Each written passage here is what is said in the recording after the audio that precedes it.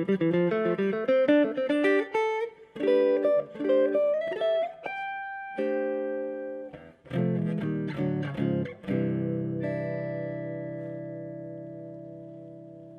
there, this is Sean McGowan, and I'm here at the Henriksen factory stage in beautiful Arvada, Colorado. And I'm here to talk a little bit about the brand new amp. This is hot off the press.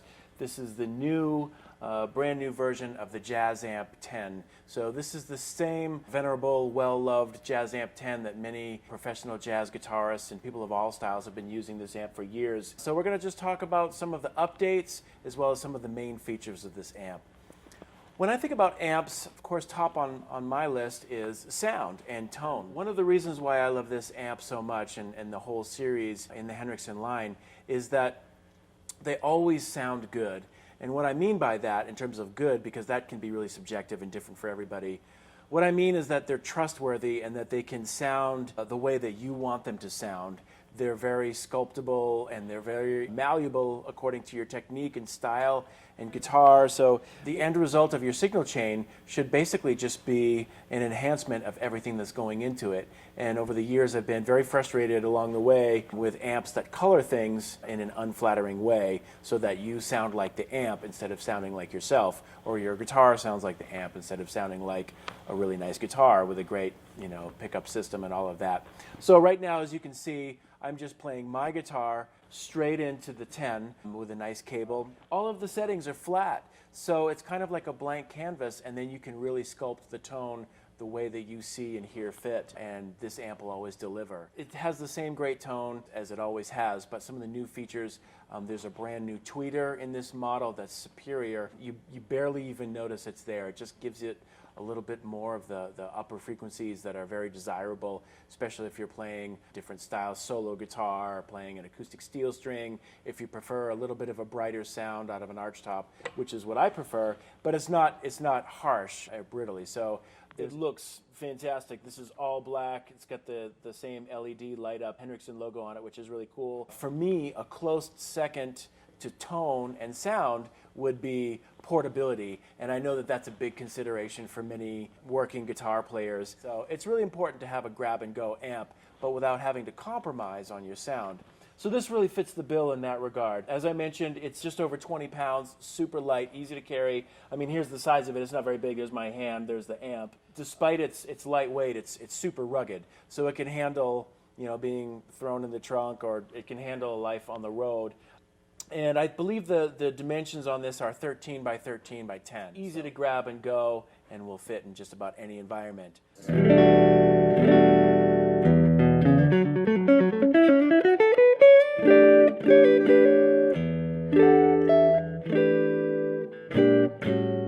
Right now, we're going to run through the settings in just a second here, going through the features. The volume is set at about 10 o'clock, and here it is.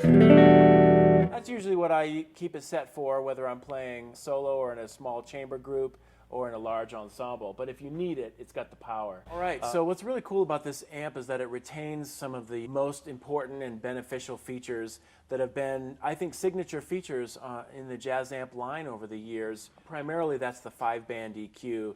This is a really musical EQ. The engineers have tweaked it a little bit over the years, but it's a super musical EQ. For the most part, I leave the amp flat, and one of the reasons why I love this amp so much is just that the sound is there when it's flat. So, I mean, everything that I'm looking for is in that sound, and then I can fine-tune it either with my technique or with the EQ. So just a word about your technique. It's like you can really shape the sound dramatically if you go back and forth between fingerstyle and a pick, for example, or whether you're picking directly over the pickup or back towards the bridge. You'll get these types of variations in tone. I mean, here's with fingers, for example.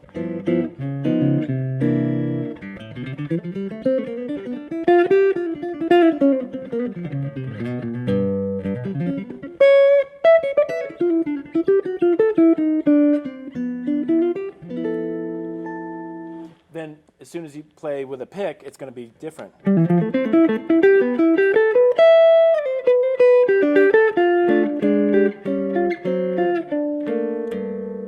And then, of course, you could pick, like I mentioned earlier, closer to the neck versus back here.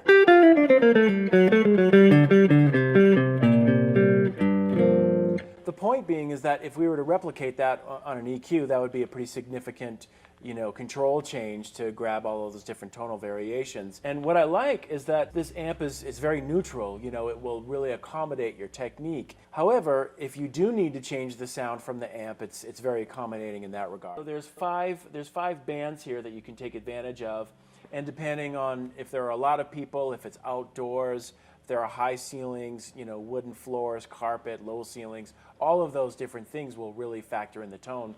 Right now, as you can see, it's up on a piano bench, so it's going to sound totally different if you're on the floor.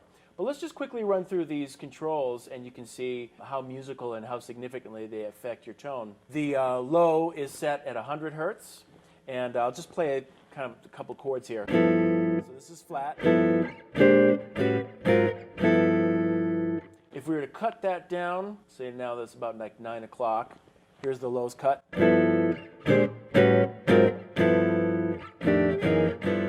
we were to cut the lows, take the lows all the way out, now it would be this. So I think you can hear that even with the lows all the way out, there's still, the low end is still pretty rich. This might be something you want to do if you really need to cut through a larger big band or something. Just take out a little bit of the low frequency, and then you can really... Here's with 100 hertz back in. And then here's the 100 boosted a little bit, about like 2 or 3 o'clock. And then boosted all the way.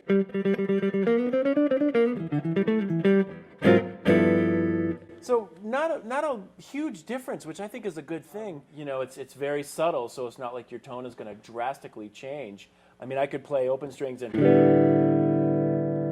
can hear it when you do that, but you never play like that. So for me, it's much more subtle. I can cut the low end if it's a little tubby, or if I'm right next to the bass player and there's a lot of frequencies, or guitar players that have F holes where they're constantly prone to feedback. This is a really powerful EQ, the low, mid, and lows working together. Let's check out the low mid frequency. This is set at 350. If we were to cut both this and the 100 a little bit, about 10 or 15, 20%.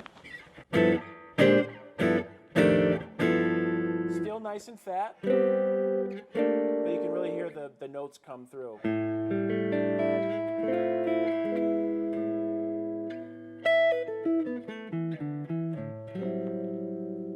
Let's put it back to, everything's back at noon now. If we're to boost up the low mids a little bit, get this kind of a sound. And then even more of a boost around 4 or 5 o'clock. So that's really accenting the low mids. Maybe I'll want to bring that back a little bit. Boost the lows.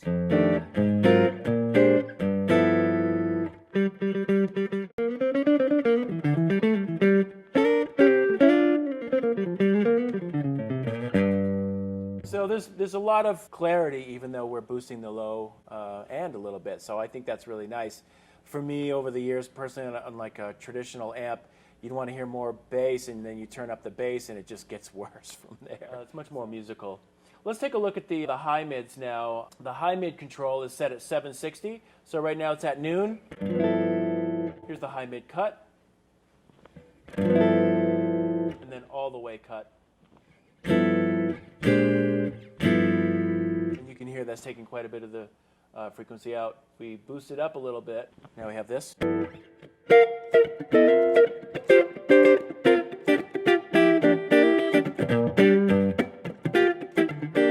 So maybe if you're playing a different style on a different guitar, that's a really effective frequency to boost, to cut through the band. These are arranged, as you can see, left to right, low to high. The high and what's labeled as the presence, those are set at 1.6 and 3.5K, 3.5K respectively. And these are really interactive with one another. So maybe if the room is a little bit boomy or a little foggy, or there's not enough clarity, I might cut the low a little bit and then boost the high and the presence together. So the high and presence at about 2 o'clock, the low cut a little bit. Now we have this.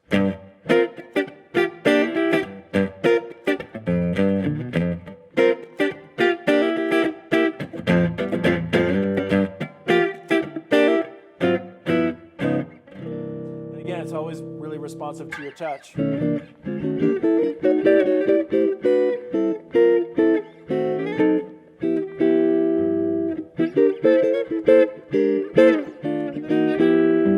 they also really interact very powerfully with the tweeter, if that's part of your sound. So, you know, if you're going for more of an acoustic sound and the room is pretty dark already, you can, you know, move these up a little bit. And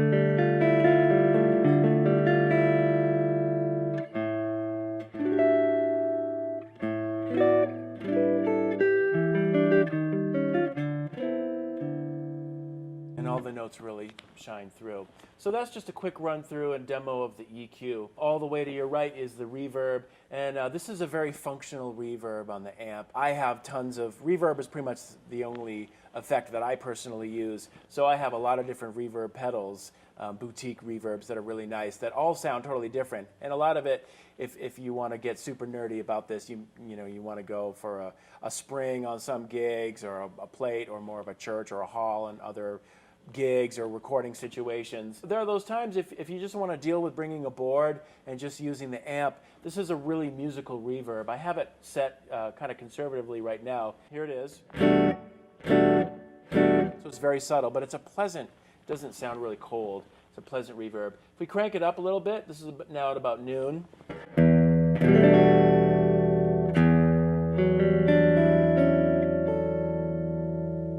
Again, it's not drowning in reverb, but it's just kind of a nice sound.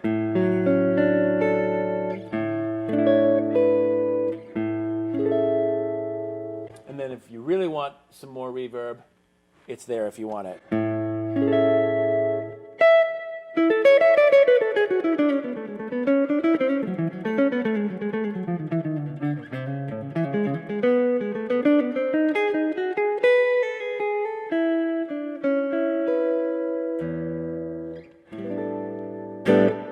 Pretty much everything you need to get through the gig, no problem with that reverb. And then also on the top of the amp, in addition to the input jack, which is a universal input, you've got an effects loop if you want to run any of your pedals through the loop. But the line out, I just wanted to mention, is a real high quality XLR out, and that's a great feature.